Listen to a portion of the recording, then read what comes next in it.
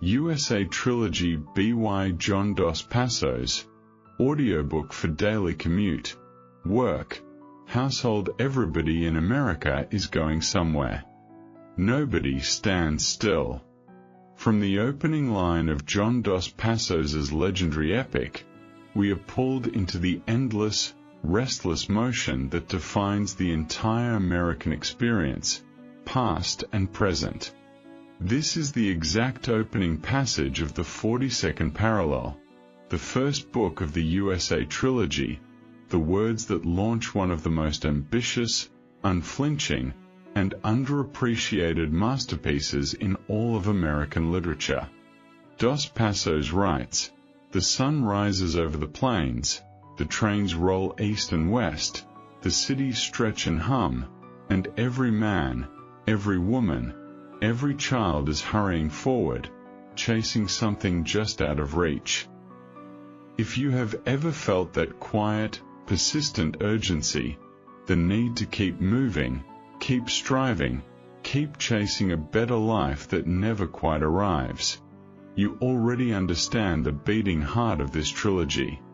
This is not a textbook history lesson.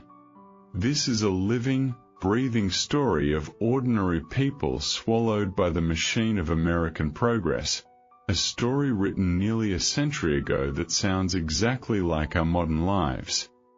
This full 20,000-word spoken companion is crafted exclusively for your daily routine.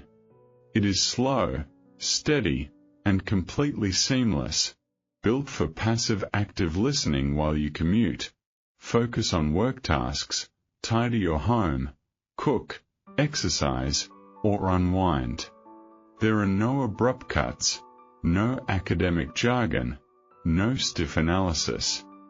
No disruptive headings. Every sentence flows into the next, weaving original novel excerpts, deep literary breakdowns, immersive historical context, and full character arcs into one continuous storytelling experience. We will walk through all 3 volumes of the USA Trilogy, the 42nd Parallel, 1919, and The Big Money, following decades of American transformation from optimistic industrial rise to wartime disillusionment to catastrophic capitalist collapse, all through the eyes of ordinary people who lived it, struggled through it, and were broken by it. Before we follow the characters and the history, we need to understand why this trilogy is structurally revolutionary, and why Dos Passos's unique writing style is essential to grasping his critique of America. Long before modern multimedia storytelling, Dos Passos invented a layered, fragmented narrative system to mirror the fractured, fast-paced, media-dominated chaos of 20th century American life. Traditional novels use one single perspective and one linear plot, but Dos Passos builds 4 simultaneous narrative layers that work together to tell the full truth of a nation. This 4-part framework is not artistic flair.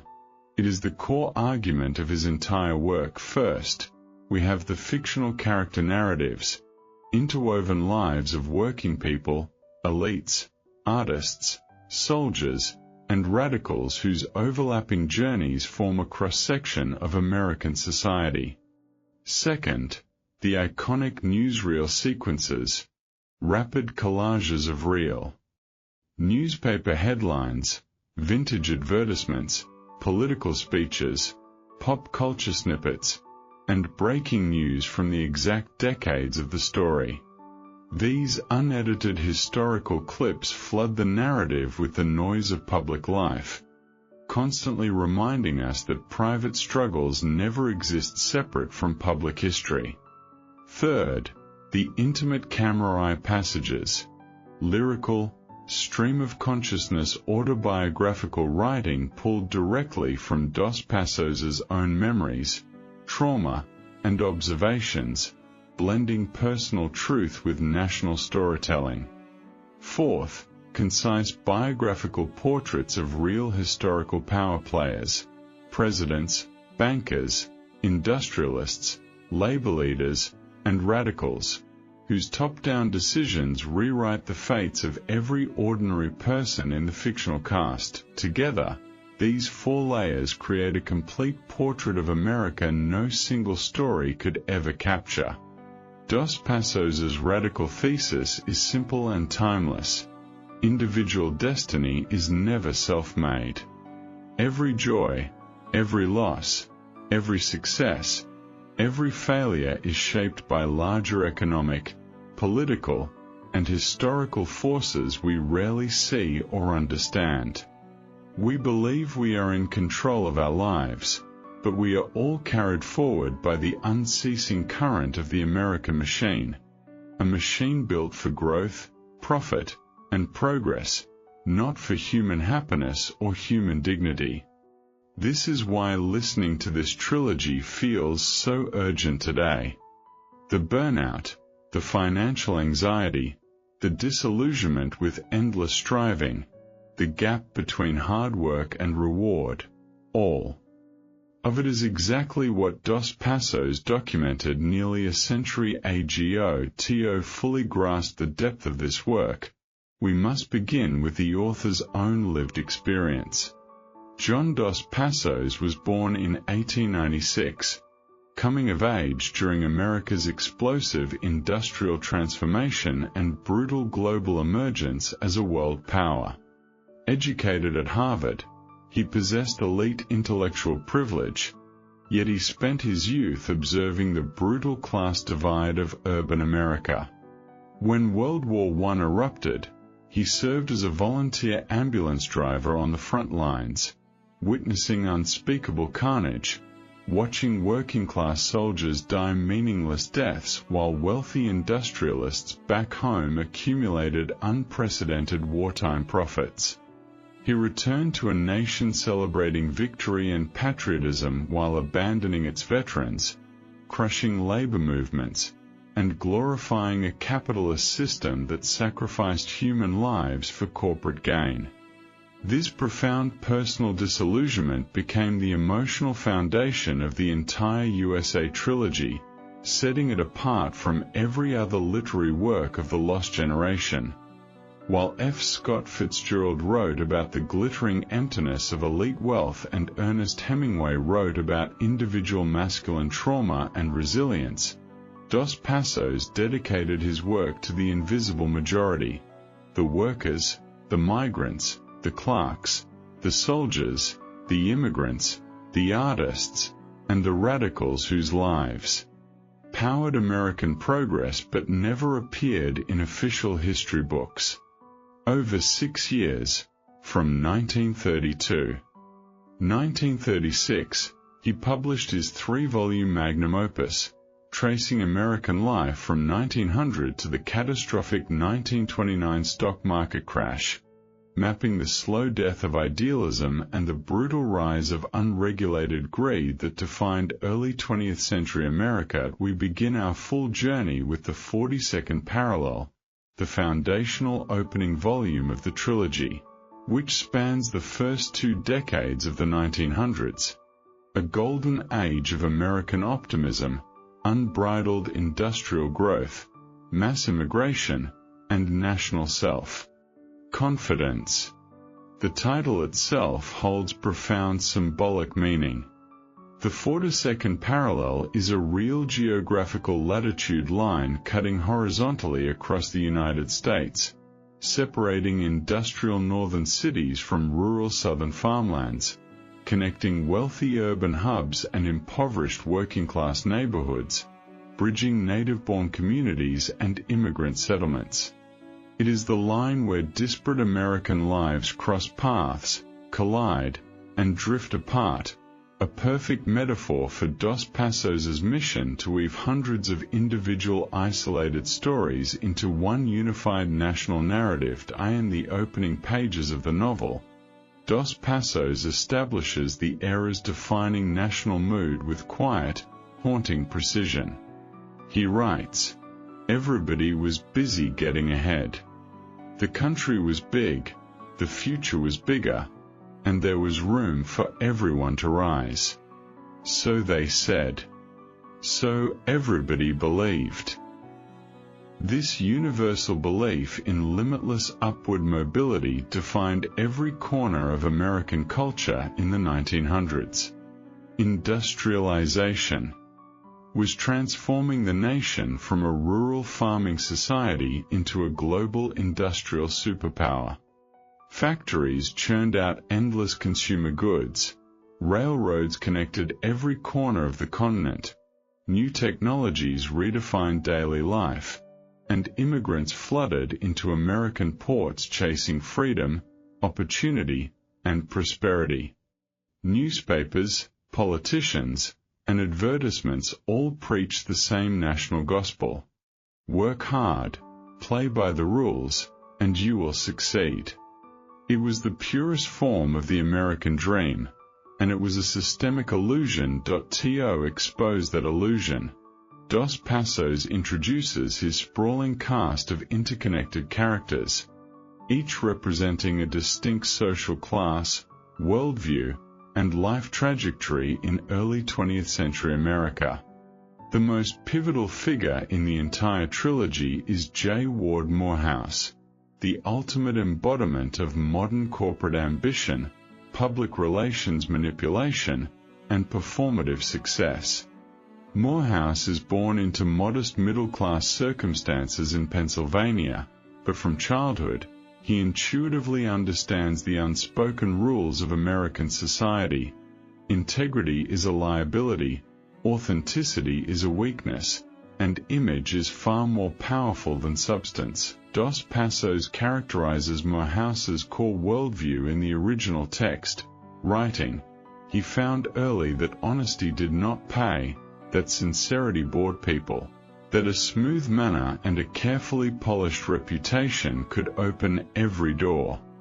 That hard work never could." As a young man, Moorehouse abandons his humble roots, reinvents his entire identity, polishes his speech and demeanor, and enters the brand new industry of corporate public relations, a field invented in the early 1900s specifically to clean up corporate reputations, manipulate public opinion, and disguise exploitation as progress.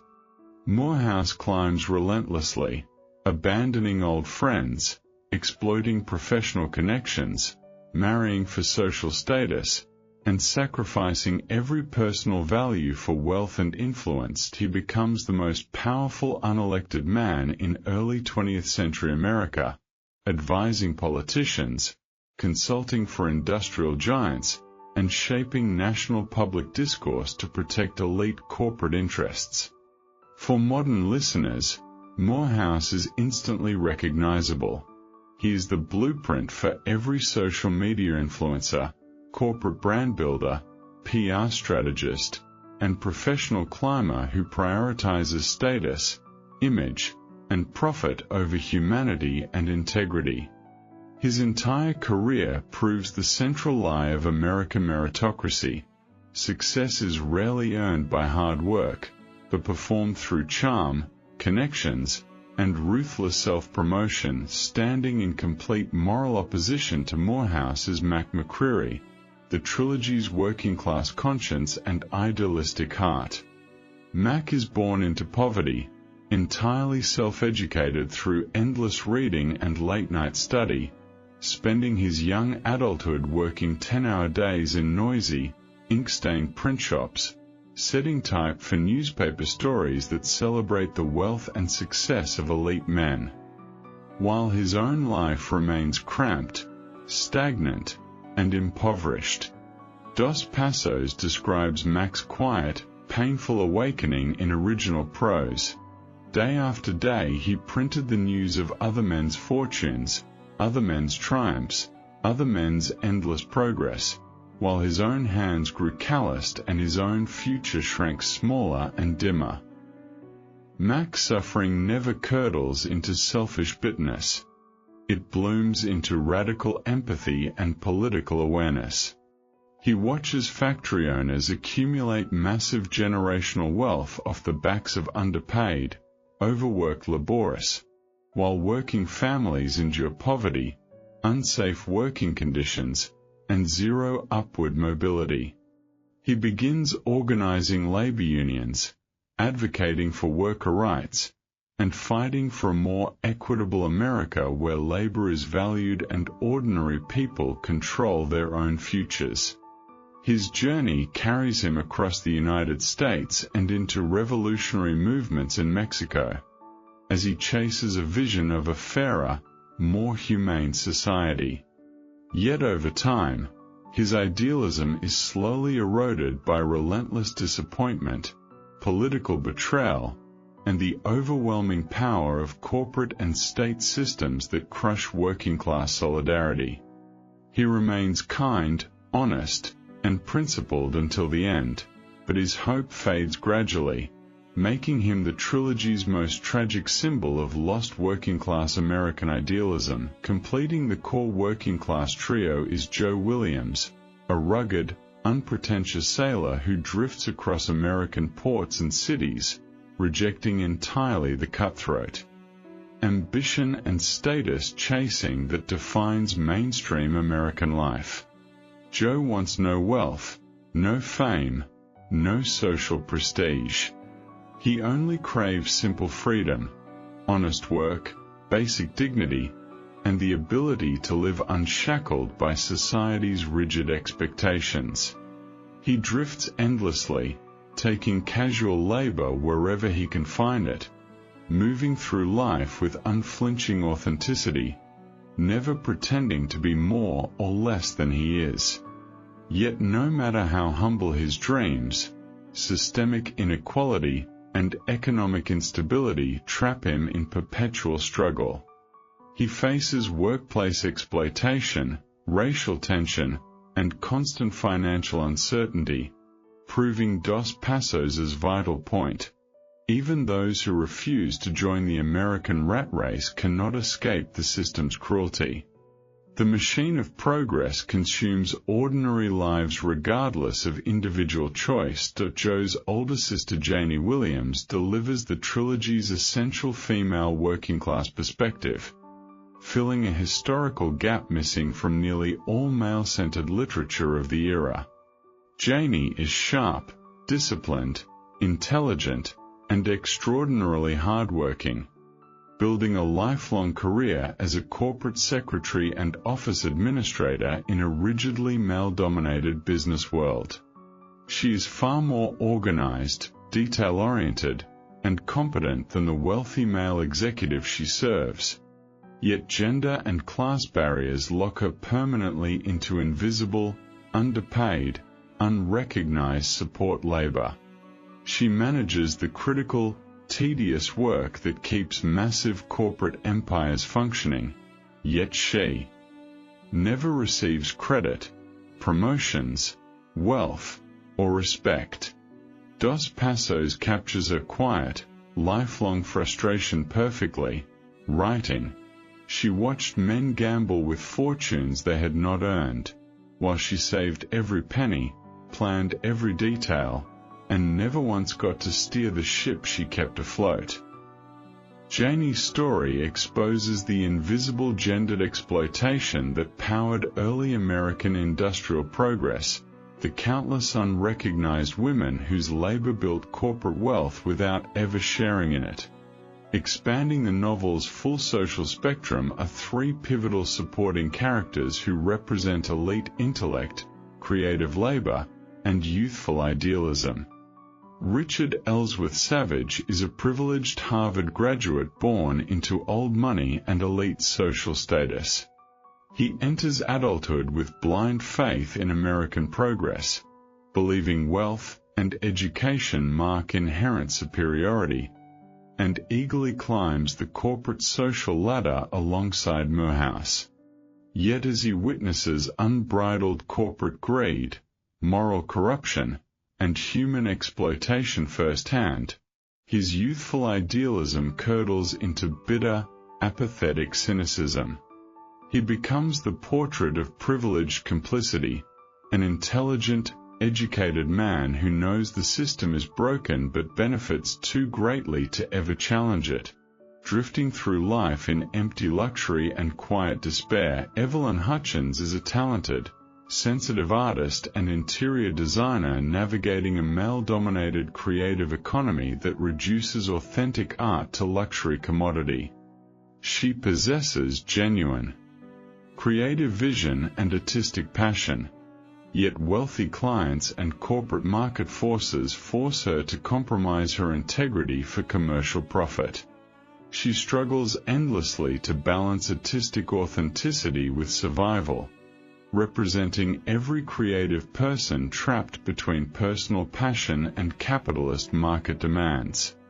And Elizabeth Trent, universally known as Daughter, is a spirited, idealistic young Texas woman whose pure faith in American patriotism and national goodness is completely destroyed by the brutality of World War I. She volunteers as a wartime nurse driven by sincere national loyalty, only to witness unspeakable suffering, senseless death, and rampant wartime corruption that shatters every youthful illusion she holds about her country. Throughout the 42nd parallel, Dos Passos interweaves his iconic newsreel segments, flooding the narrative with unfiltered real-world historical context that amplifies every character's private struggle. We read authentic 1900s newspaper headlines celebrating industrial expansion, national growth, and endless opportunity, paired with buried stories of brutal labor strikes, violent immigrant discrimination, systemic poverty, and political corruption.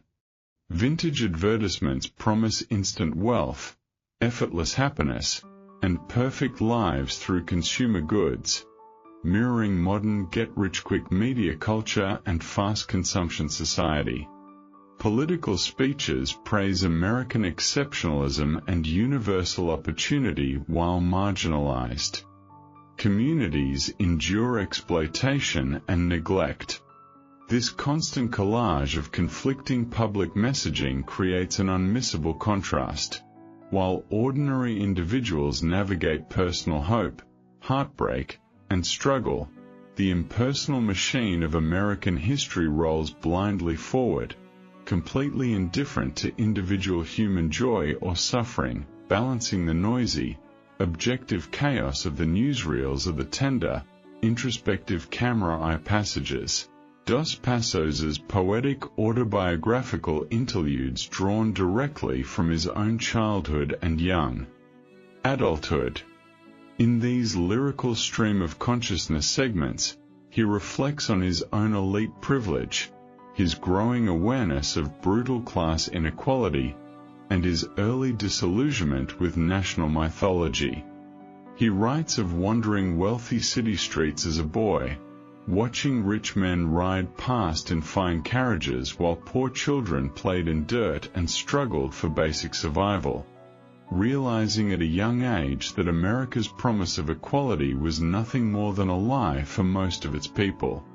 These intimate personal passages humanize the epic national narrative, reminding us that every grand historical shift is felt deeply, personally, and painfully in ordinary individual lives. As the first volume draws to a close in the late 1910s, the long shadow of World War I stretches across the entire nation, bringing the era of innocent American optimism to an abrupt, permanent end.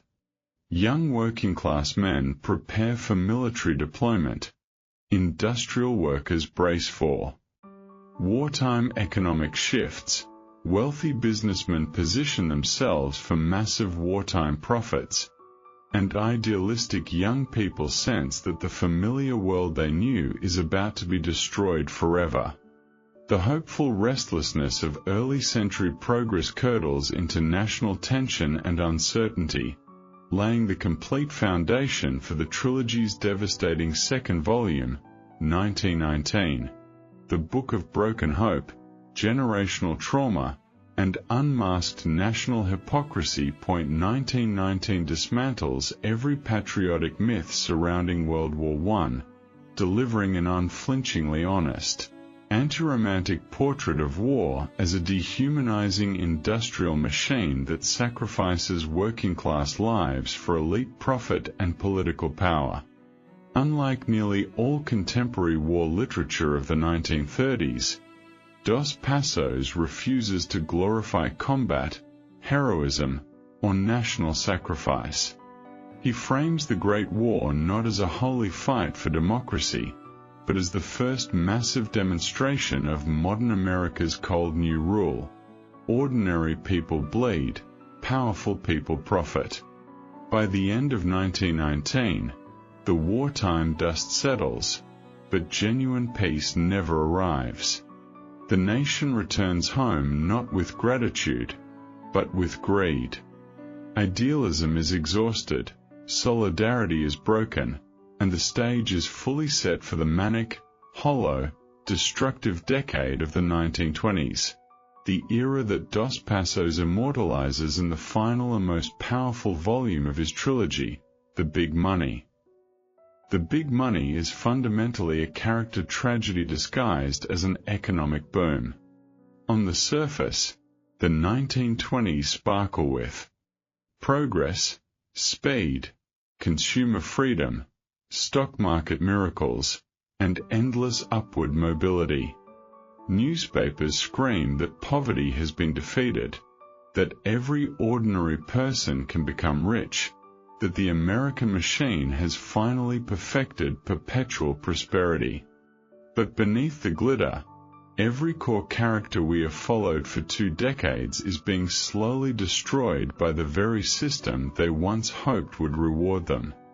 In this final volume, Dos Passos strips every character down to their essence, letting their final life choices and final failures reveal the true soul of modern America. We begin with J. Ward Moorehouse, whose character reaches its terrifying, empty perfection in the Big Money era.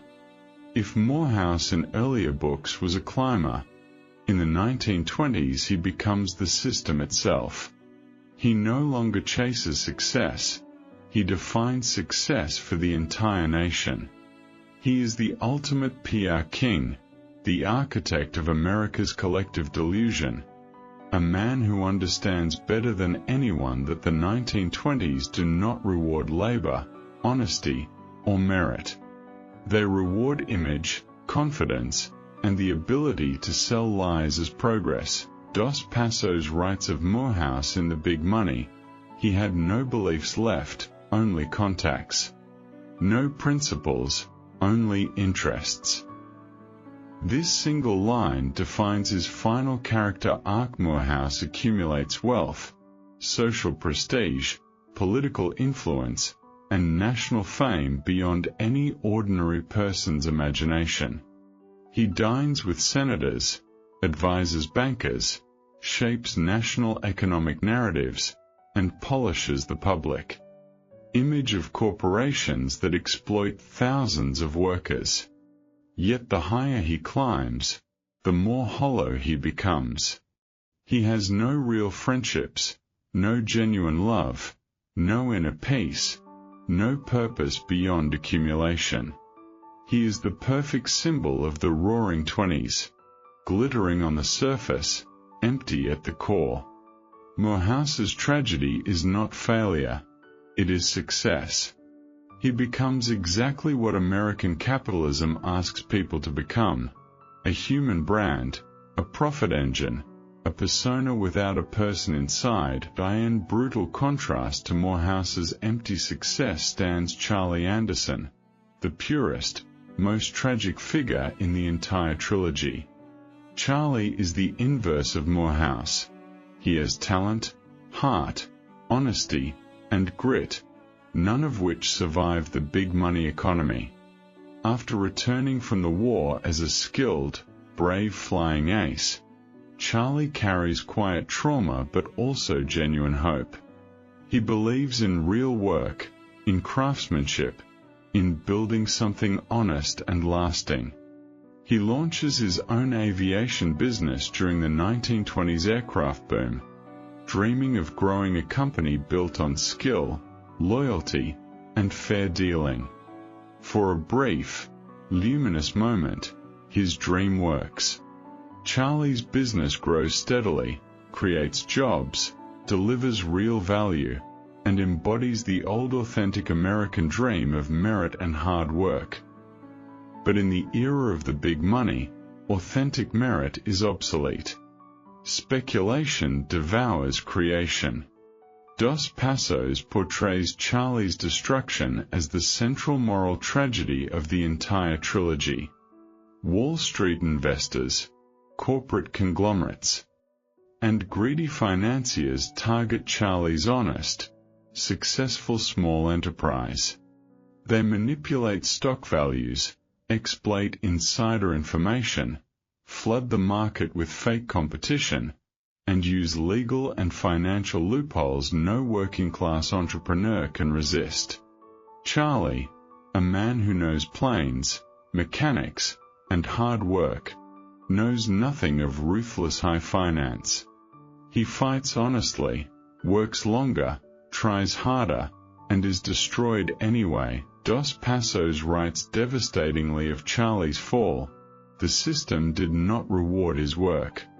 It punished his honesty.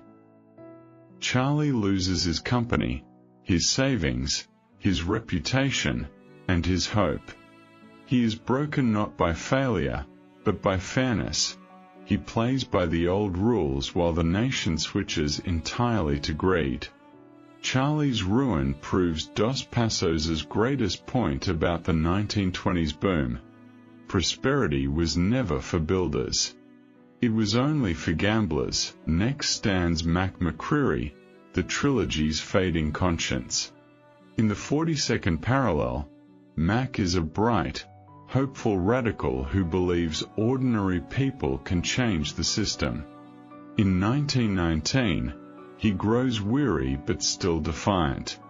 In The Big Money, Mac's idealism dies a slow, quiet, irreversible death. The manic consumer culture of the 1920s erases working-class solidarity entirely. The workers Mac once organized no longer care about fairness, union rights, or collective justice. Instead, they want stock tips, consumer goods, fast wealth, individual status. Everyone wants to become a capitalist overnight. No one wants to fight for the labor class anymore. Mac watches the people he spent his life defending abandon their own struggle to chase speculative fantasy. He sees corporate power crush every radical movement, co-opt progressive language, and turn solidarity into individual ambition. He does not become bitter or cruel. He simply becomes tired. He surrenders not out of weakness, but out of clear-eyed understanding. The American system does not allow for collective goodness.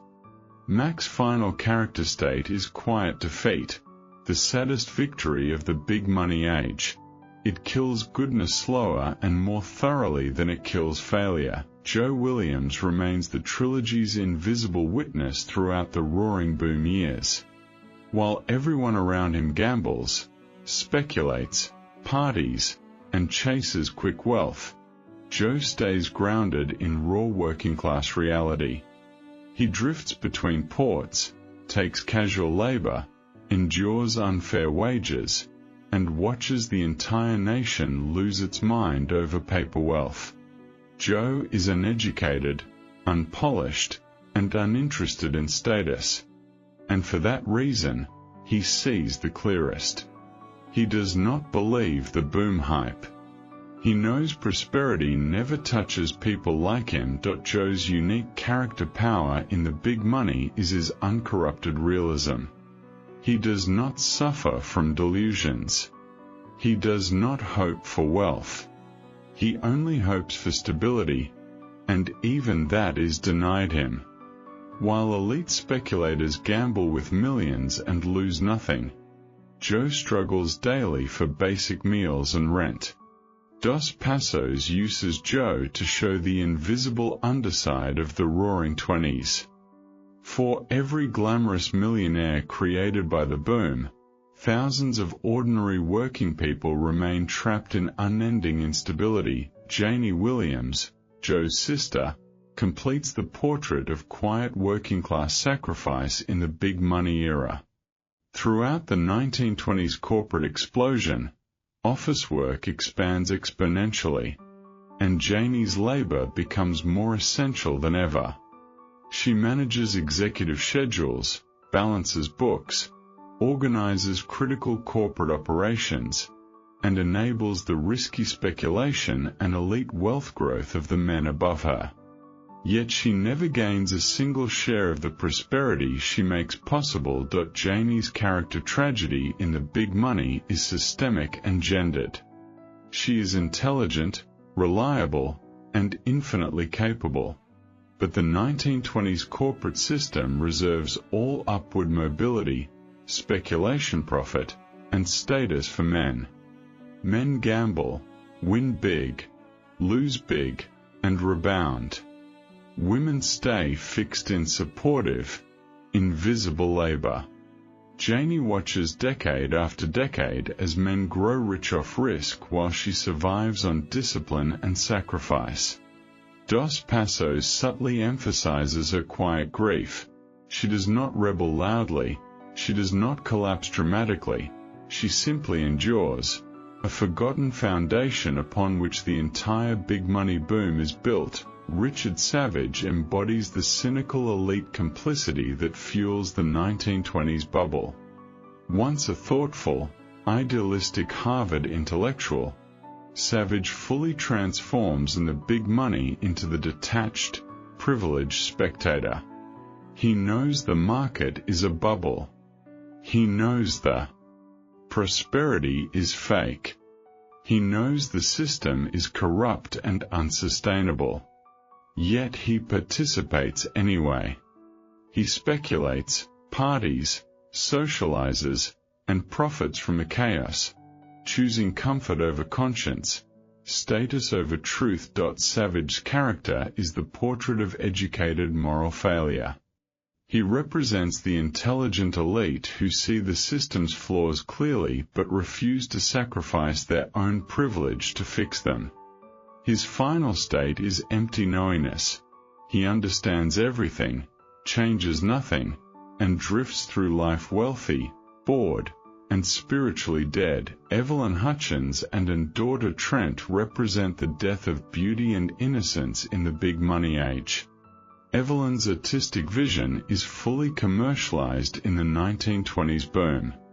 No one wants authentic, challenging, meaningful art anymore.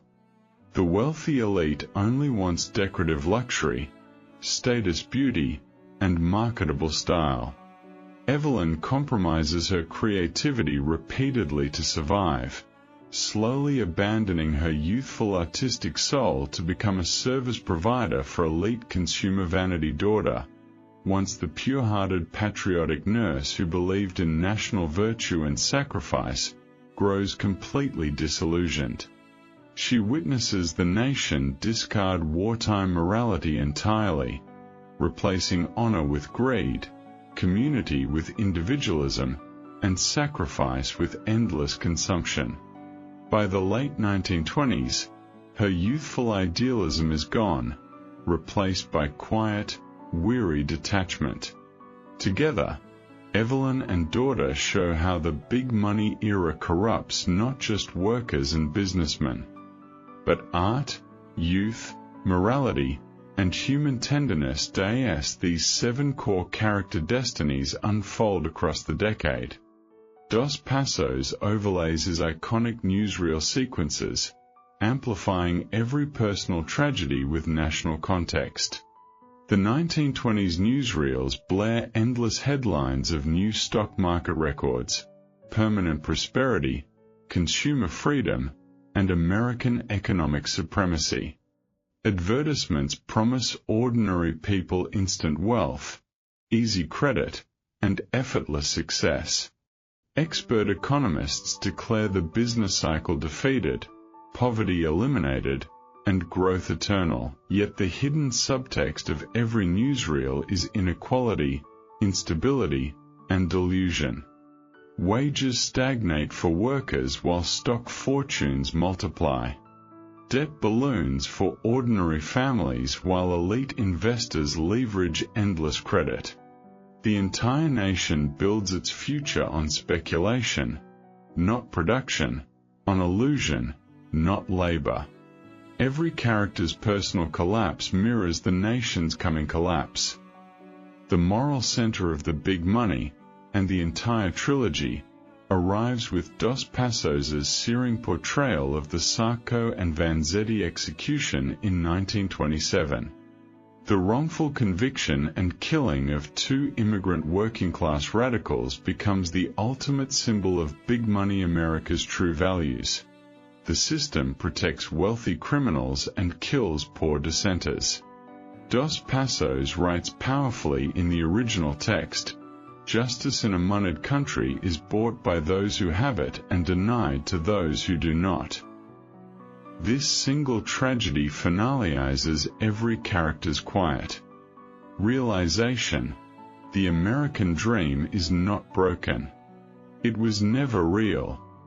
Finally, the bubble bursts. The 1929 stock market crash arrives not as a surprise to Dos Passos, but as an inevitable reckoning. The paper wealth, speculative fortunes, consumer delusion, and empty prosperity vanish overnight. What follows is the brutal reveal of every character's true place in the system. Moorehouse and the elite survive, insulated by connections and capital. Charley Anderson's honest enterprise stays destroyed forever. Mac's idealism is proven tragically correct. The system was always rigged. Joe and Janey's working-class instability becomes mass national poverty. Savage, cynical complicity leaves him wealthy but hollow. Eveline and daughter's lost innocence becomes the nation's lost morality, die in the closing lines of The Big Money. Dos Passos delivers the final verdict on his entire cast and on America itself. He writes, "There is no end to the running. There is no arrival. There is only the machine, eating lives to feed progress." Every character's arc completes the same devastating truth. America rewards performance over honesty, speculation over work, image over substance, and big money over human life. What makes The Big Money unforgettable is its unflinching character realism. No one is purely good or purely evil. Moorehouse is brilliant and empty. Charley is good and defeated. Mac is righteous and exhausted. Joe is real and invisible. Janey is loyal and forgotten. Savage is smart and cowardly. Eveline and daughter are tender and worn down. Together, they are not just fictional people, they are the full spectrum of American humanity, crushed one by a capitalist system designed to grow endlessly at the cost of ordinary souls. Listen to in your quiet daily hours, during commutes, work, and household routine. Their stories resonate still today. The big money era never truly ended. The speculation, the status chasing, the hollow success, the exploited labor, the dying idealism, the invisible working class, all of it remains the quiet, unspoken rhythm of modern American life. That is the timeless power of Dos Passos's USA Trilogy. It does not just record history. It reveals the permanent human cost of American progress. To fully anchor why every character's fate in The Big Money feels so devastating and so permanent, we need to dive deeper into the unspoken social and cultural transformation of the 1920s. A transformation that rewrote every rule of American life and erased the last traces of the nation's old agrarian, community-focused morality. Before World War I, America still clung to a 19th century ethos of slow, steady, honest labor. Success was meant to be gradual, earned through years of consistent work, frugality, and community-rootedness. By the dawn of the 1920s, that old moral code was completely obsolete. The war had accelerated industrialization, normalized rapid mass production, and taught the nation that massive wealth could be generated overnight, not through farming, crafting, or steady labor, but through contracts, speculation, market manipulation, and public image. Dos Passos does not merely state this shift, he embeds it into every character's daily choices, every broken hope, every quiet surrender to the new rules of American life. This cultural revolution is what makes Charley Anderson's collapse far more than a personal business failure. It represents the death of the producer class in America. 4 generations, skilled craftsmen, mechanics, builders, and small entrepreneurs formed the backbone of the nation's middle class. They built tangible, real value with their hands and their expertise, and they believed that skill and diligence would always secure a stable, dignified life. The Roaring Twenties annihilated that promise. The new economy rewarded financial engineers, not mechanical engineers. It celebrated stock manipulators, not builders. It glorified paper profits, not physical creation. Charley cannot adapt to this new world because his soul is rooted in the old America, the America of craft, integrity, and tangible work. When he falls, an entire way of ordinary, honest American life falls with him, and Dos Passos ensures listeners feel that generational loss beneath the surface of his personal tragedy. If Charley represents the death of the producer, McCreary represents the death of collective hope in American reform. What makes Mac's slow fade so heartbreaking is that he is never proven wrong. Every injustice he protested, every inequality he condemned, every corrupt system he fought against only grows stronger throughout the 1920s. The labor unions he helped organize are weakened by corporate propaganda and government crackdowns. The working class solidarity he nurtured dissolves into individual consumer greed. The ordinary people he sacrificed choose to chase stock market wealth rather than fight for fair wages and safe working conditions. Mac does not grow bitter or cynical like Richard Savage. He grows compassionate and weary. He watches the masses abandon their own liberation for cheap consumer goods and speculative dreams, and he realizes a terrible truth that Dos Passos weaves quietly throughout the entire final volume. The American system does not only oppress people from above, it convinces ordinary people to abandon one another in pursuit of individual gain. Joe Williams's quiet persistence, meanwhile, offers the most grounded, unvarnished truth about the invisible working class in the big money era. Unlike Mac, Joe never holds grand political hopes for systemic change. Unlike Charley, Joe never believes honest work will guarantee upward mobility. Unlike Moorehouse, Joe never craves status or public admiration. He is the neutral, unfiltered witness to the entire decade's hypocrisy.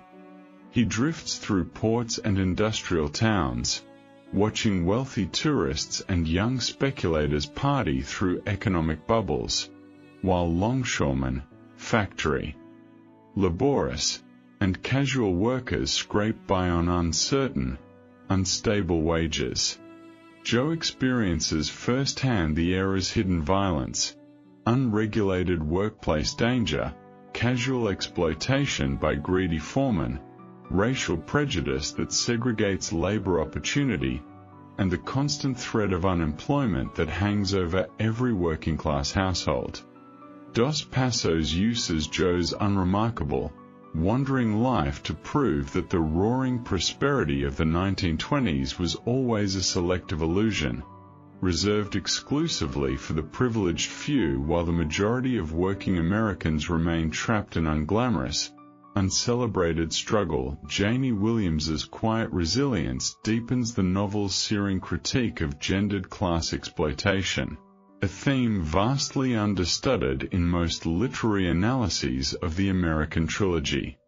The 1920s is popularly remembered as an era of female liberation, flappers, new social freedoms, expanding public roles for women, but Dos Passos exposes the hollow lie of that cultural narrative.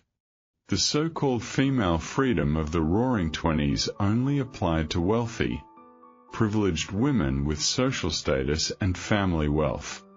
For working-class women like Janey, the decade brought only longer hours, greater responsibility, and zero upward mobility.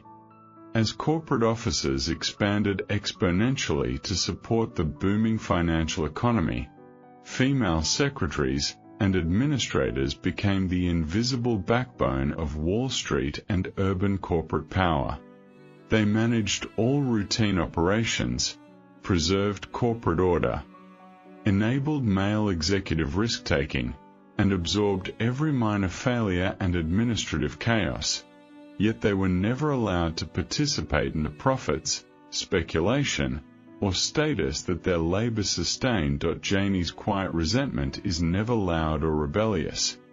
It is the accumulated exhaustion of a lifetime of being overlooked and undervalued.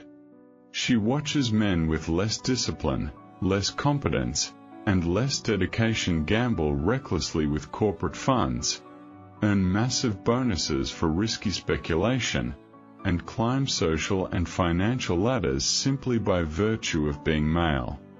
Meanwhile, her steady, reliable, indispensable labor is taken for granted as a natural, unremarkable part of corporate life. Dos Passos frames Janey's fate as one of the era's quietest, most universal tragedies. The modern American economy is built not just on the exploitation of industrial labor, but on the invisible, unacknowledged exploitation of working women's lifelong dedication and discipline. Richard Savage's moral apathy, by contrast, represents the intellectual failure of America's educated elite during the big money boom. As a Harvard graduate and member of the nation's intellectual upper class, Savage possesses the education, critical thinking, and social platform to recognize systemic injustice and advocate for change. In his youth, he holds genuine intellectual idealism, believing in progress, reform, and national improvement. But the endless temptation of 1920s wealth and status gradually corrupts his moral compass. He learns that in the new American system, intelligence is most valuable not for questioning injustice, but for justifying exploitation. He uses his education to rationalize corporate greed, to dismiss working-class suffering as personal failure, and to participate in speculative wealth accumulation that he knows is unsustainable and corrupt. Savage's tragedy is the tragedy of modern intellectual complicity. He knows better, yet he chooses worse. He spends the entire decade floating through high society parties, exclusive clubs, and corporate boardrooms, fully aware that the nation's prosperity is built on a crumbling, unfair foundation, yet refusing to sacrifice his own privilege to challenge it. By the end of the decade, he is wealthy, respected, and spiritually empty, a man with every advantage America can offer, yet no belief in the goodness of the nation that elevated him. Dos Passos uses Savage to warn future generations that intellectual awareness without moral action is not wisdom. It is cowardice. Evelyn Hutchins's artistic deterioration further illustrates how the big money economy erodes cultural authenticity and creative integrity. Before the 1920s, American art and design often prioritized meaning, emotion, social commentary, and authentic self-expression. The Roaring Twenties consumer revolution transformed art entirely into a status commodity. Wealthy industrialists and Wall Street speculators purchased art not for its creative truth, but for its social prestige. They wanted decorative, inoffensive, luxurious design that signaled wealth and refinement, not challenging, thoughtful art that questioned systemic inequality or human suffering. Evelyn's creative journey is a slow, painful surrender. She begins her career passionate about meaningful, original artistic work and gradually transforms into a commercial decorator catering exclusively to elite vanity. Her quiet sorrow is the sorrow of every creative person trapped in a capitalist system that values marketability over meaning.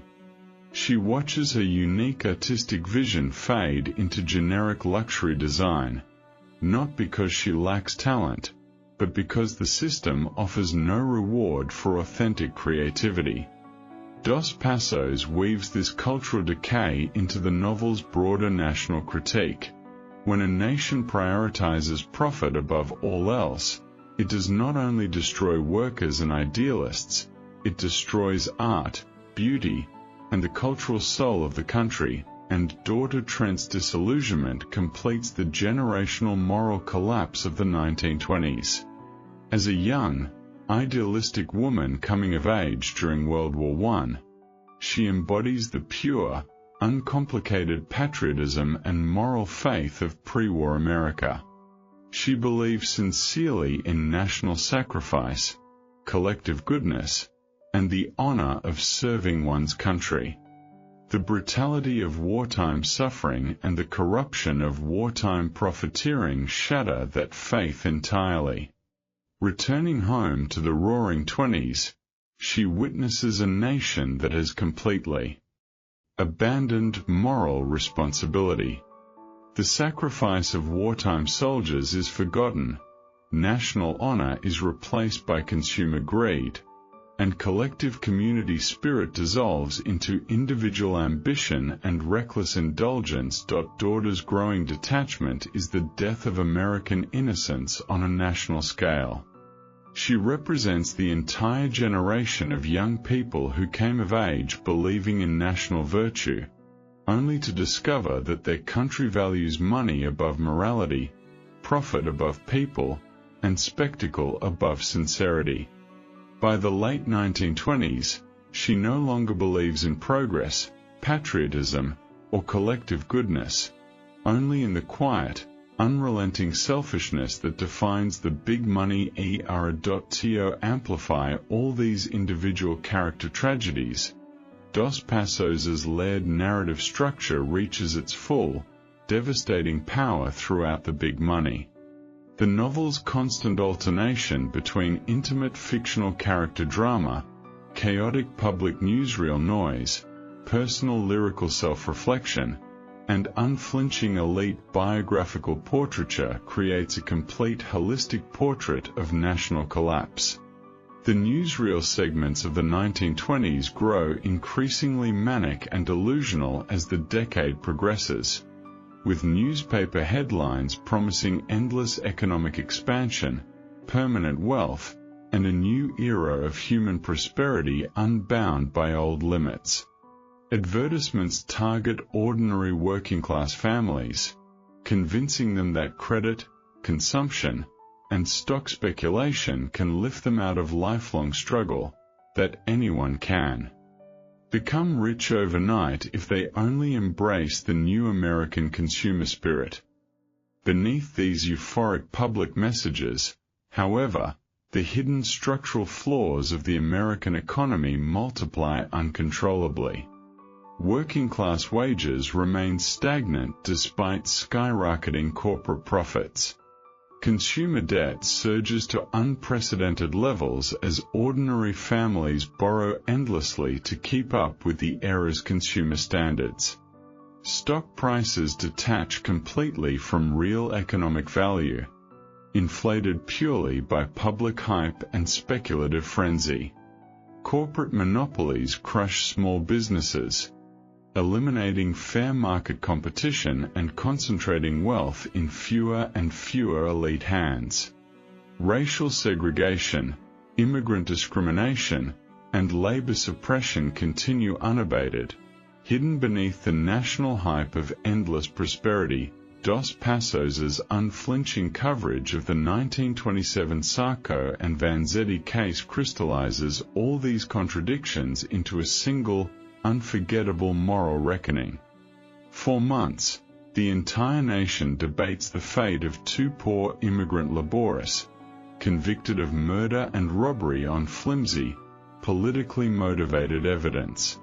The trial exposes every flaw in big money America's justice system: prejudice against immigrants, hostility toward labor radicals, deference to elite power, and contempt for working-class dissent. Wealthy bankers and industrialists who engage in massive financial fraud and market manipulation face zero legal consequences, while two poor working men are sentenced to death purely for their political beliefs and immigrant identity. This single event reshapes every core character's final worldview. McCreary sees it as ultimate proof that the American legal system serves only wealth and power. Janey recognizes that hard work and decency offer no protection against systemic prejudice and elite corruption. Joe Williams understands that ordinary working people will always be disposable to the nation's profit machine. Richard Savage watches the public outrage and elite indifference with detached cynicism, confirming his belief that morality is irrelevant in a money-driven society. Eveline and daughter witness the nation's moral emptiness laid bare, losing the last traces of their youthful faith in American goodness. When the 1929 stock market crash finally arrives, it is not a random disaster.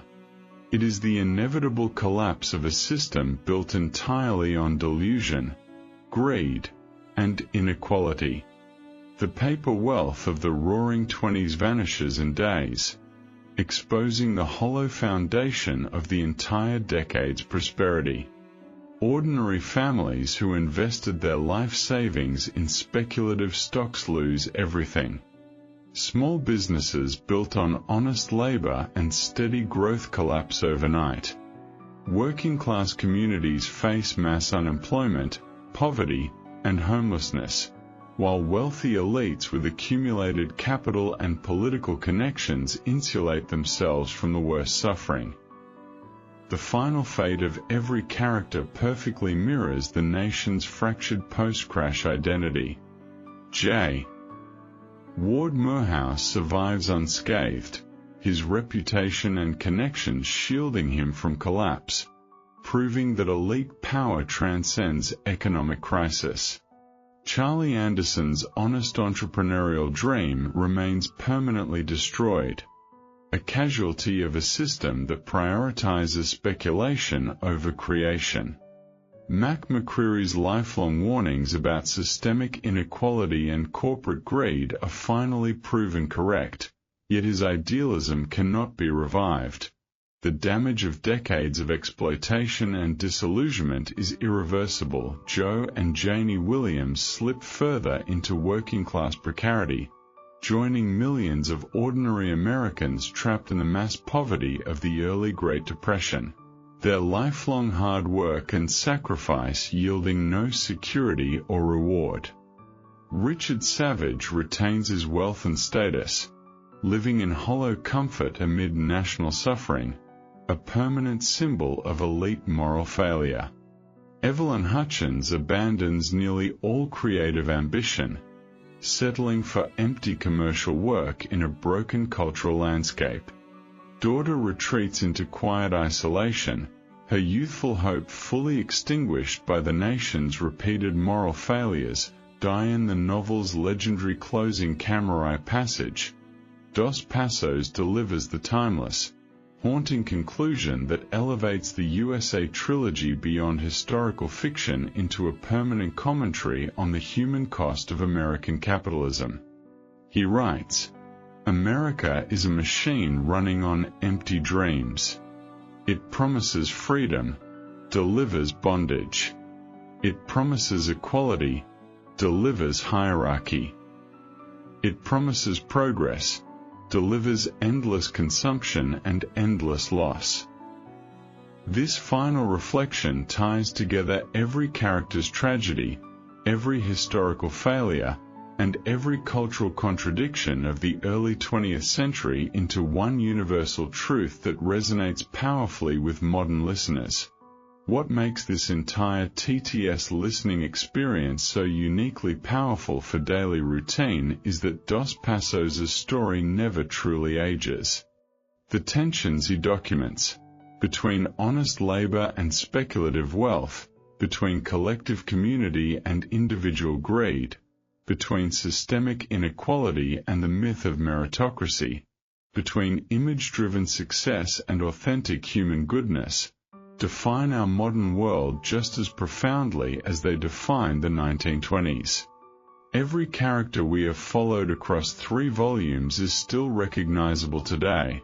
The corporate brand builder obsessed with image over integrity, the honest worker crushed by systemic greed, the weary idealist watching reform fail, the invisible working-class laborer overlooked by national prosperity, the privileged intellectual complicit in broken systems, the creative soul compromised by commercial pressure, the innocent dreamer disillusioned by national hypocrisy. As you continue your daily life, commuting to work, completing routine tasks, tending to your home, or unwinding in quiet moments, these characters live on as quiet mirrors.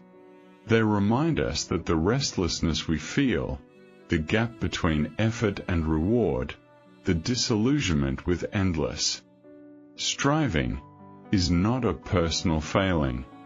It is the inherent outcome of a national system built for perpetual growth and profit, not for human flourishing. Dos Passos' USA Trilogy does not offer false hope or easy redemption, but it offers something far more valuable: clarity. It helps us see through the national myths of endless progress and universal opportunity, to recognize the quiet human cost of the American machine, and to honor the ordinary lives lost, overlooked, and sacrificed in the name of big money and endless progress.